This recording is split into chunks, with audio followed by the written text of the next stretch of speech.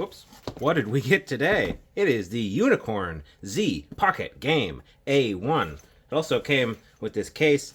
I'm pretty sure they don't come with a case, but you can buy it separately for pretty cheap. And, ooh, case and a little grippy. Definitely try that out.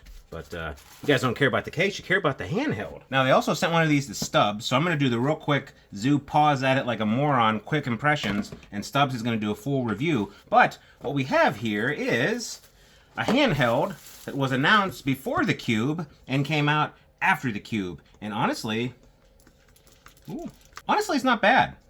It comes with screen protector, a manual, and a cord. Manual's pretty easy.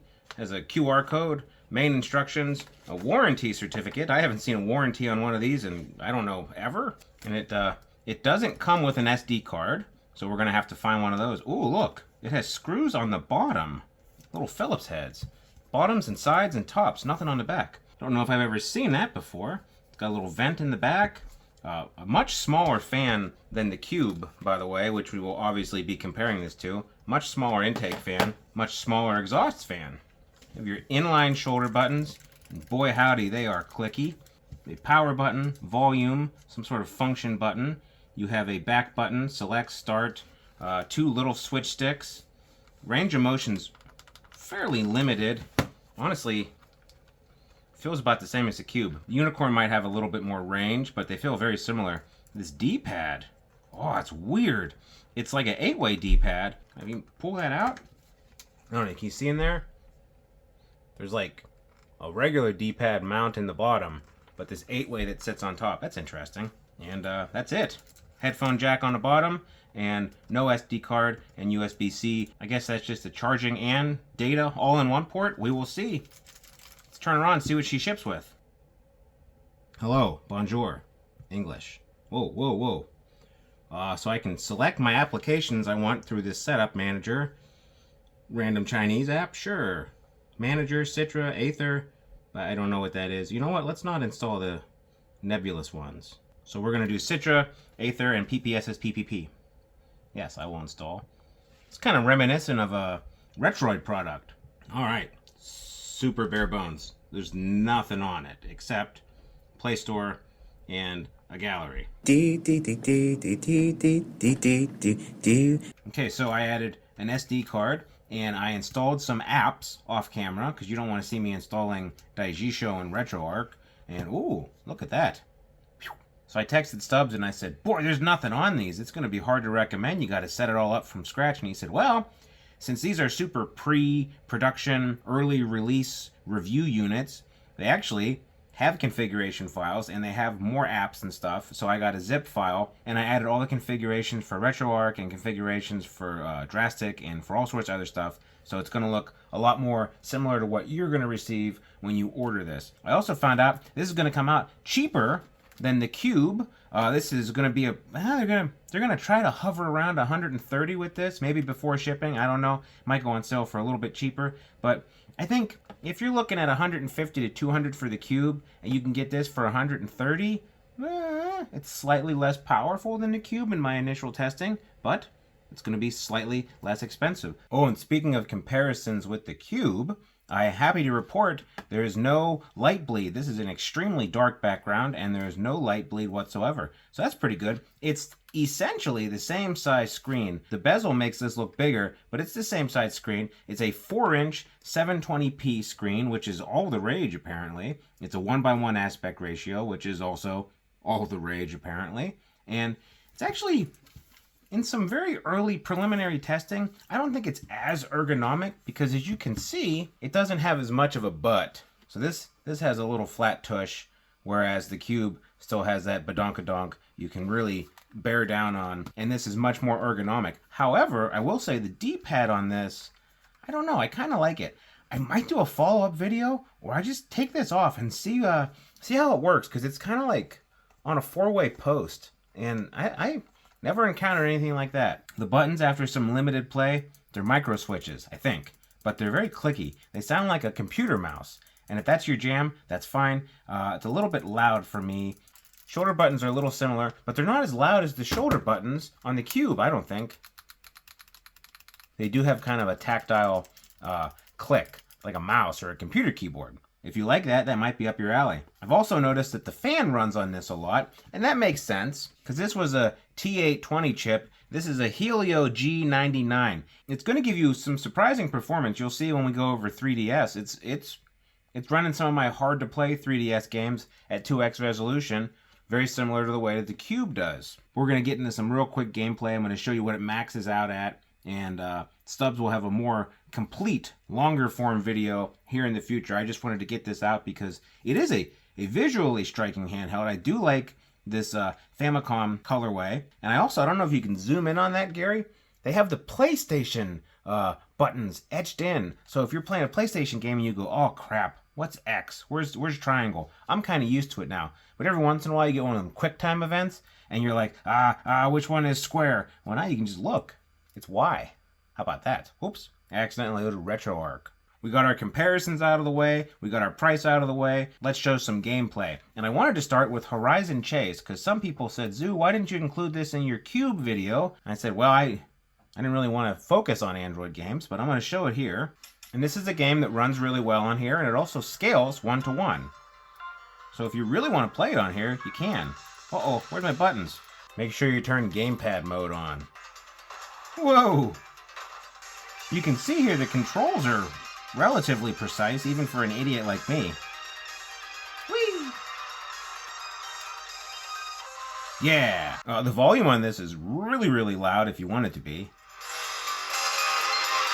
You got that audio coming from these two front-firing speakers, and they're not in a position where you're really going to mash over them with your thumbs, so the audio is going to come out real clear. It also has headphone jack on the bottom, which I like. Amberneck, why didn't you put a headphone jack on the bottom of the Cube? But, whoops, break the thing, Zoo. Yeah, you can play Android games pretty easily, as long as they scale 1-to-1.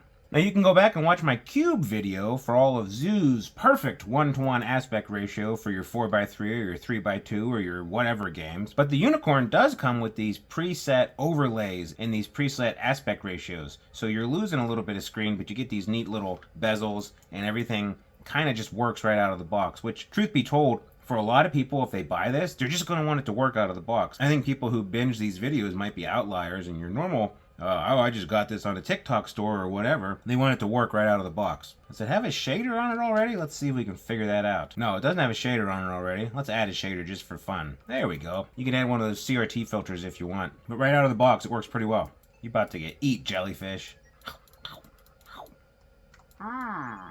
So Game Boy and Game Boy Color on here are going to take advantage of this 1-to-1 screen. And I think this might be set 10-to-9 because there is a little bit of slight bezel that I can see. Watch it, Zoo! But otherwise, you're going to get a really, really solid 1-to-1 aspect ratio out of here. As you should, because it's a 1-to-1 aspect ratio screen. Whee! Come on, Zoo, focus. Kill him. Oh, God.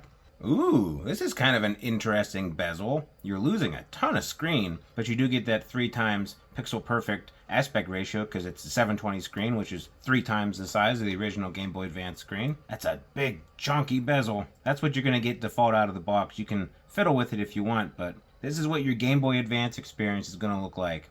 And again, I would never buy a 1-to-1 aspect ratio console as my dedicated Game Boy Advance machine. But you can play it on here, and it doesn't look too bad. The picture itself is very crisp. And speaking of that, this screen is actually very, very bright. It's very vibrant. There's obviously no light bleed, and I haven't really found too many problems with it. I actually like this screen. Now, we know Game Boy Advance is going to be no issue. Anything can play Game Boy Advance nowadays. How's it do with 3DS? And I'm here to tell you, in my limited testing, it's doing surprisingly well. You're not going to play a game like Xenoblade Chronicles, which barely runs on anything, but Fire Emblem Echoes is a pretty good test. If it runs at 1x, you got yourself a middling 3DS machine. If it runs at 2x, you're in business, because this is pretty hard to run at 2x. There's some combat.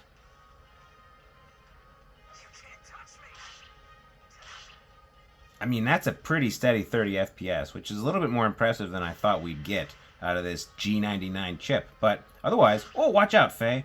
Otherwise, this could be a pretty solid 3DS machine, capable of handling probably 85 to 95% of the library. Come on, Cliff. Oh, get dunked on, random brigand.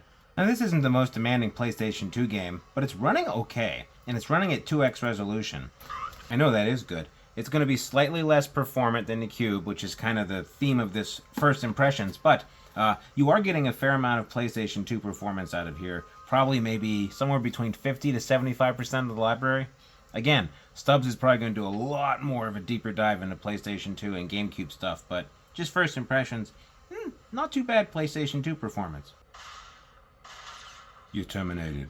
Just an example, here's God of War 2 at 1x native, and it's never going to hit 100%. It's always going to be in the red a little bit. It's playable. It's a little herky-jerky, but it's still playable, but this shows you that the PS2 performance of this chip is just not as good as the T820 or other more powerful chips. And that's fine. It's not supposed to be. But your PS2 performance is obviously going to be a little bit less than you'd get with something like the Cube. But I mean, it's better than the RGB 30. You had no PlayStation 2 on that.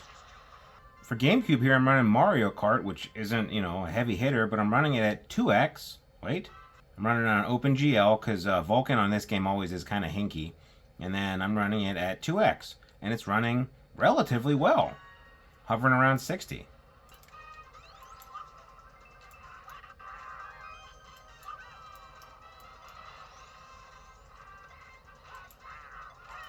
Aww. So yeah, GameCube performance on here is pretty decent. It's not as good as the Cube. It's not as good as like a RP4 Pro, but it is pretty decent considering you got a G99 chipset. For GameCube, you're probably going to get like 85 to 90% of the stuff working at least 1x, and some other stuff working at 2x. So like on Super Mario Sunshine, 2x, it's not doing great. Let's try to take it down a little bit. We did it. But yeah, GameCube on here is pretty slick. Oh, and before we do What Did We Learn, I did want to go over the case real quick. The case itself, nothing special. It's molded, but it's not molded to this. It has a little flap that'll help protect your screen. But, I mean, case isn't nothing to write home about.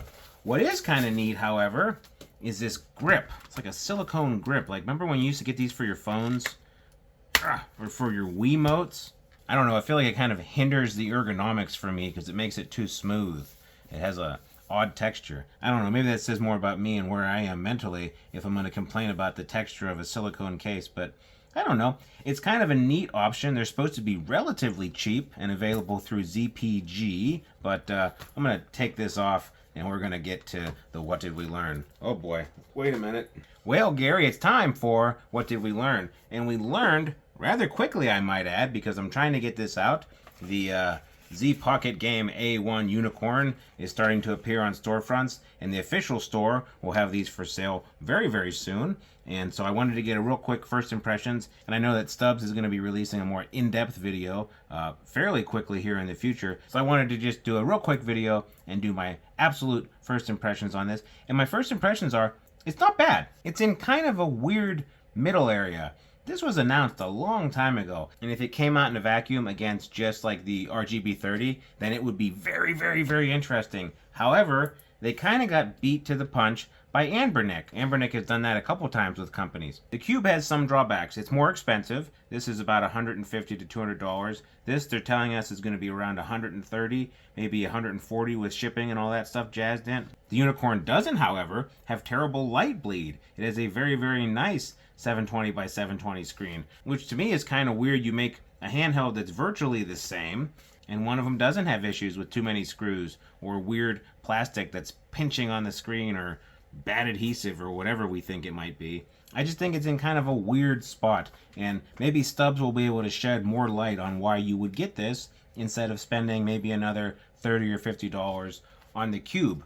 All that being said, the Unicorn is very well put together. It has very good ergonomics. It has a very nice form factor. It has good buttons. It has good controls. It's just maybe a victim of when it was released. If this came out like last Christmas or January or February, holy crap, that'd be pretty cool. Shipping in the middle of July, maybe the end of July, when the Cube has already been out for a month and a half, it's just kind of unfortunate timing. However, all that being said, if for whatever reason your budget is extremely tight and that extra $30 or $40 is going to make a world of difference, or maybe you don't like Anbernic products, Maybe you're mad at them about some handheld they released 2 years ago. I don't know. Maybe you're just a Unicorn fanboy. Maybe Unicorn Academy is on in your house constantly because you have 2 little girls who watch it and they love it. And they love Sophia and her purple and blue hair. I don't know. I'm not here to judge. I'm not here to weirdly vent my personal issues in some sort of group therapy where I participate vaguely. But there is a unicorn on the box, so that might be enough for some people.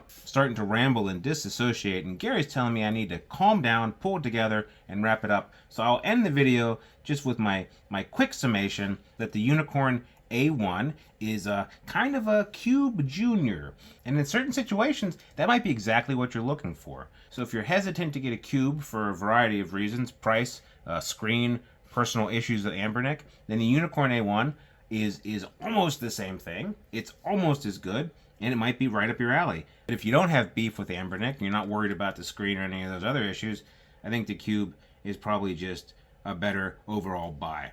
But that's just my opinion. We'll see what Stubbs says on his longer, deep dive review. So remember to take care of each other, take care of yourselves, take care of your handhelds, take care of your friends, take care of your neighbors, take care to eat all your vegetables so you don't have to go to the doctor. An apple a day keeps the doctor away, and if you keep the doctor away, you save more money so you can buy more handhelds.